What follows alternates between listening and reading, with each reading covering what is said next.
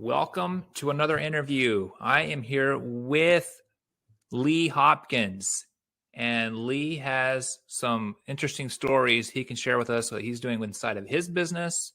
Lee's an entrepreneur. He's able to help people get places. Lee's the man, and I'm excited today to be visiting, chatting with Lee, and just learning from your experience. So welcome to today's live.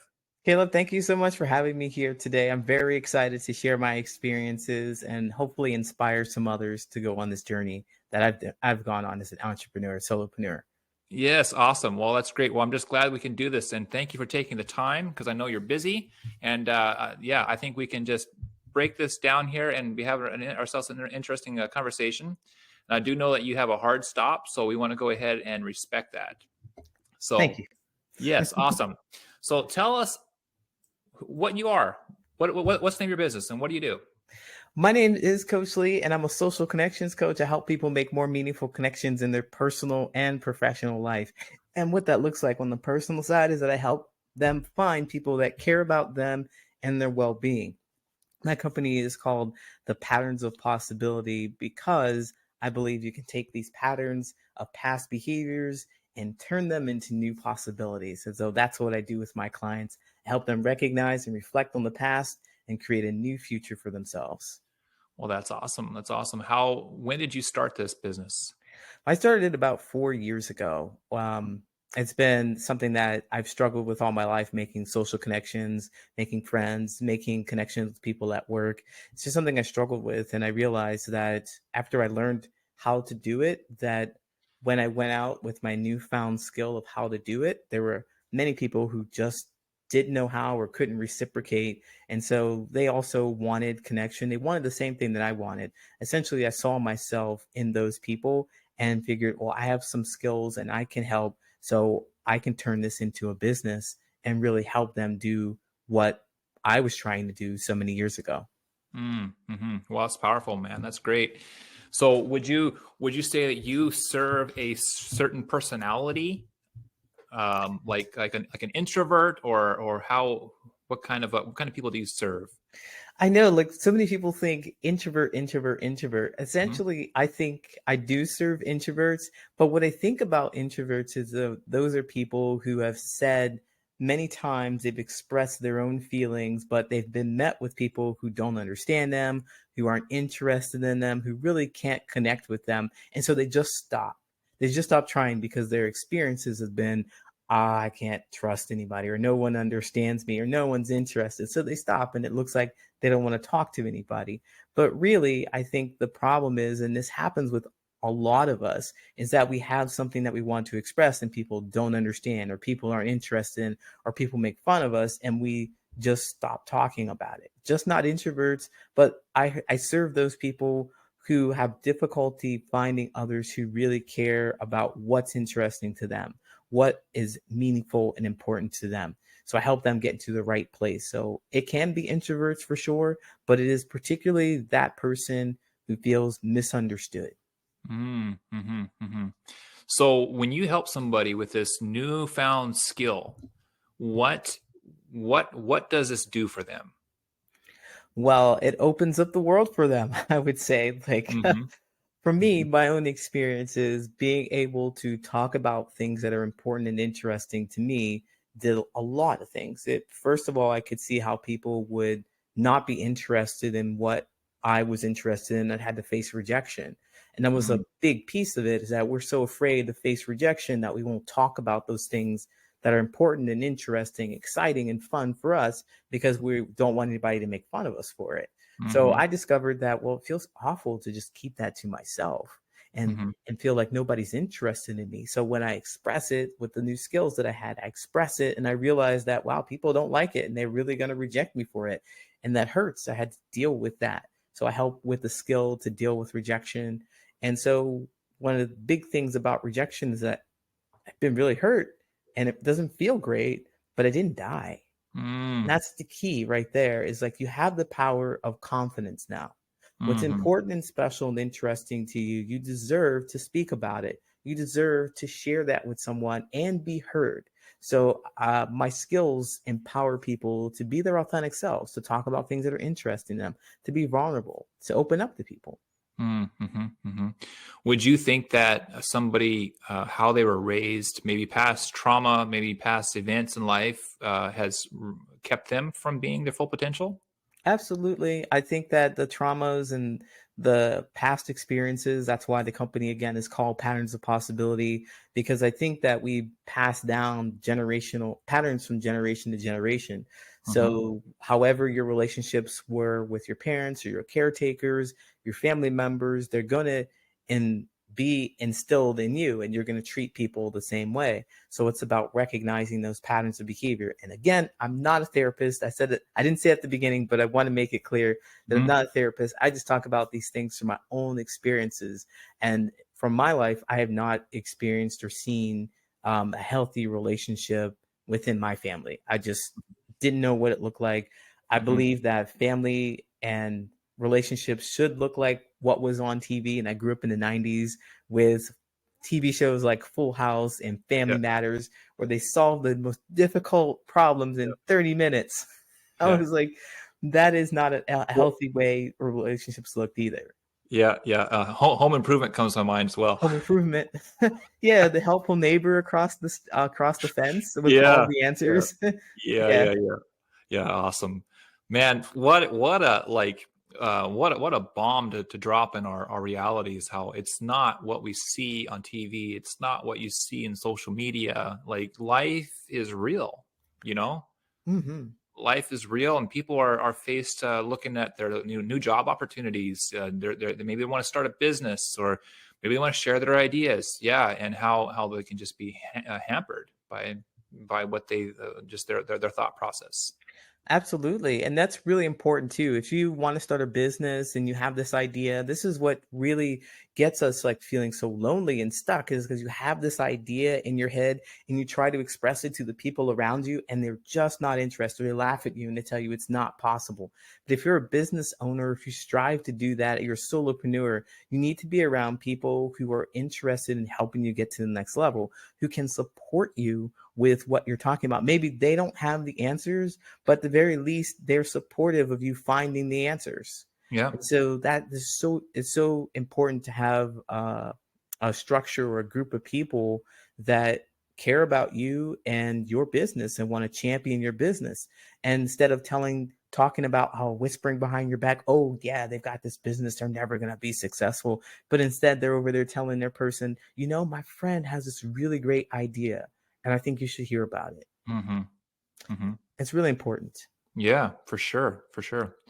Well, let's talk about the business side of things a little bit. So Mm. you started this business. I take it right. Am I saying that right? You started what you're doing now. Like that was you started from ground up.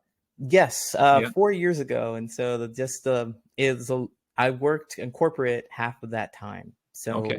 So 2 years I've been kind of in my business and in Yep. corporate, and then I left corporate for the last 2 years to do this full time.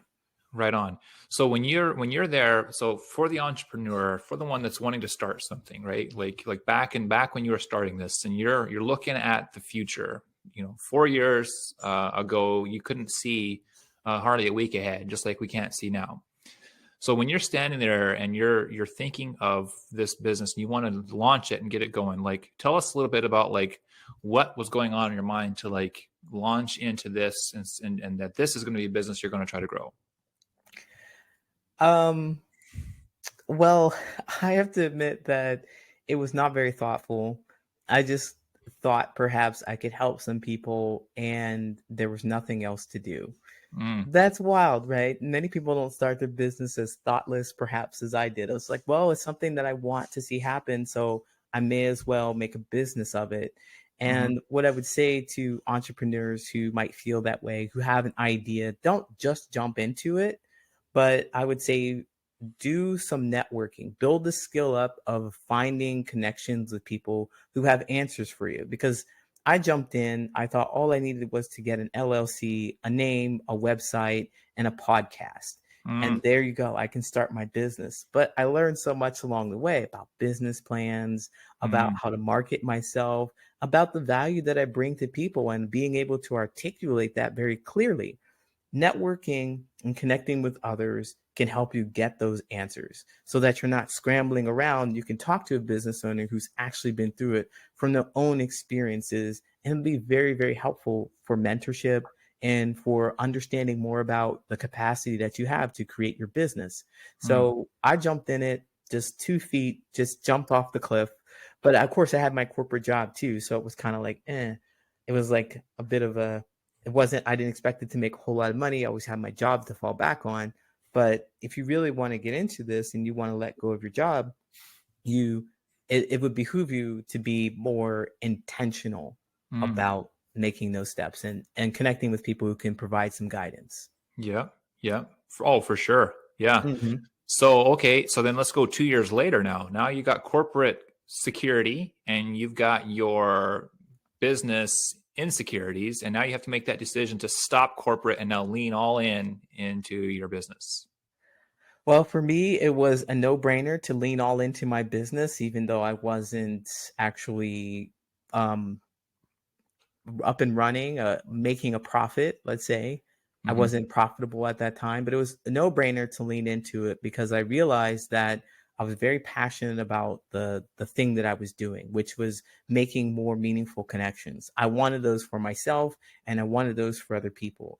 And it came to a point where I just realized that making meaningful connections and making this work happen, making this career or this new business happen wasn't going to work if I was focusing 40 hours a week into something else. Mm-hmm. And Mm-hmm. so what I did was I was very conscious about this, though. I was conscious about cutting back my expenses and thinking about how I'm going to make this work.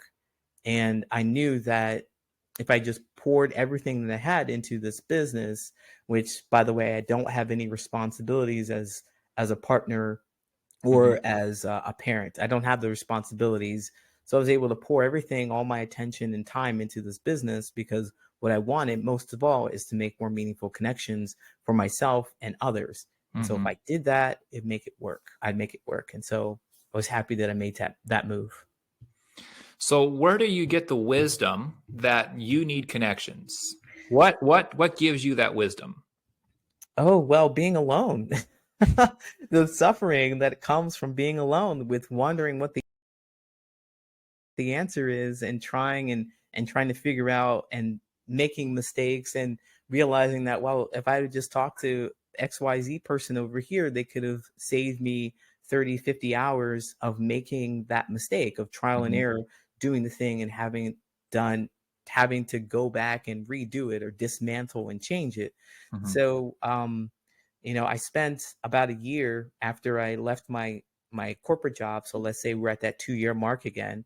And Mm-hmm. then for the year, I hired a business coach and I didn't do anything but create content and put it on social media. I didn't connect with anybody. I didn't talk about things that were I was struggling with in my business. I just thought, well, if I just post things on social media, I'll get the notoriety. If I keep continuing my podcast, I'll get the notoriety. But that didn't happen. And I Mm-hmm. didn't know that there were some things that you do as a business owner that could really help you. And so I joined a networking group about a year in after just posting, not getting any clients. Then I talked to a business coach who just poured into me. Is Coach Keeg. He poured into me and he said, here's some things that I had done. Mm-hmm. And I was like, wow, I had never thought of those. Mm-hmm. So I went and I did those things and I got my first 2 clients. Mm-hmm. So I need connections because of lessons like that. People know some things that I don't know, and they're willing to tell me. They're Mm-hmm. willing to tell. Mm-hmm. Mm-hmm. For sure. I just love that because that's a reoccurring theme. People I talk to, they say the same thing. You can't do this alone, right? Nothing great was ever done alone.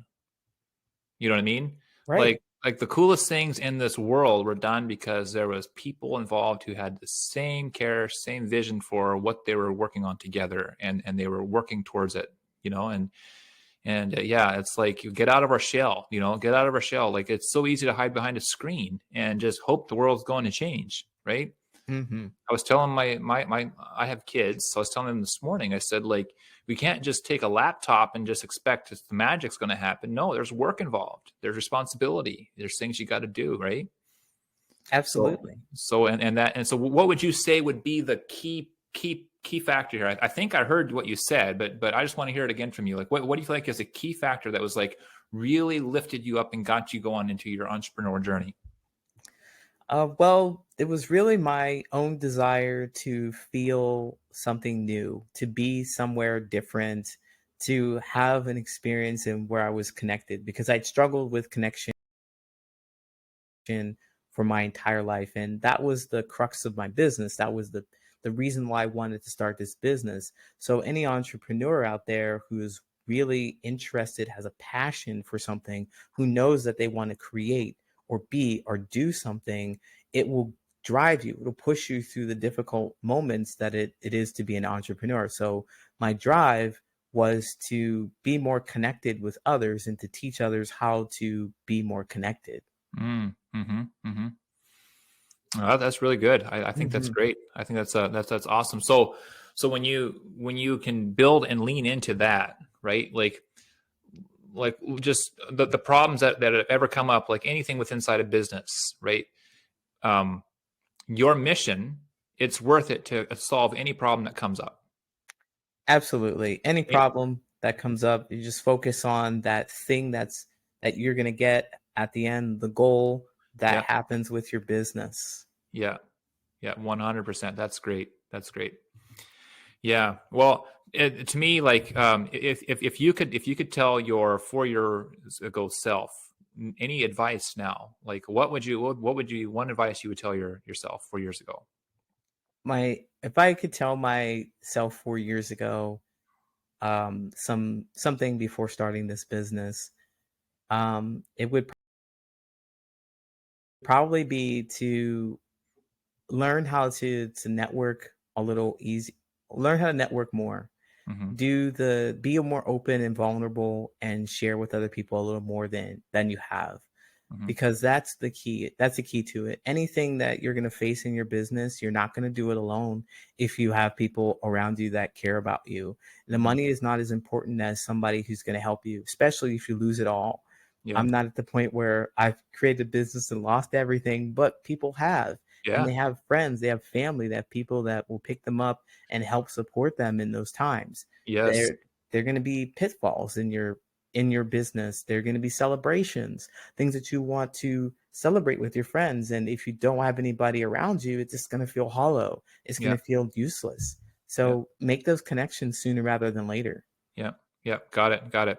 Hmm. I like that. Well, with coaching, so coaching is so awesome. So it's so amazing, and I think it takes people a while to even realize they need a coach. It takes some experiences in life and realize it's even necessary. I'm just telling you, this is my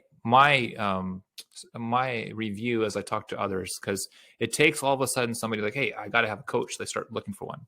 But what makes a coach position so dynamic? Um, Coaches, as a coach, it's pretty dynamic. And, I'd like to co-sign on the fact that, people don't want coaches or don't believe they need coaches because our ego tells us we can figure it out, we can do Hmm. things. And certainly, I believe that you can figure it out and you can do things on your own if you so desire. You can put the work in, but the time, you have time for it. You can go through the pain of learning for yourself, or you can have someone help guide you through it, and it can be 10 times faster to do that with a coach. And so the dynamics of the coach is really to be able to work with the client to understand what their needs are and help them get to their goals, Hmm. not to tell them, but more like a guide. This is Hmm. what I would do, or this is what I see. It gives them a different perspective because we're only focused on what we think and limited by our own knowledge. And Hmm. with a coach, you come in with a different point of view and a different set of knowledge experiences that you can apply that would really help your client. Hmm. Hmm. Hmm. Yeah, 100%.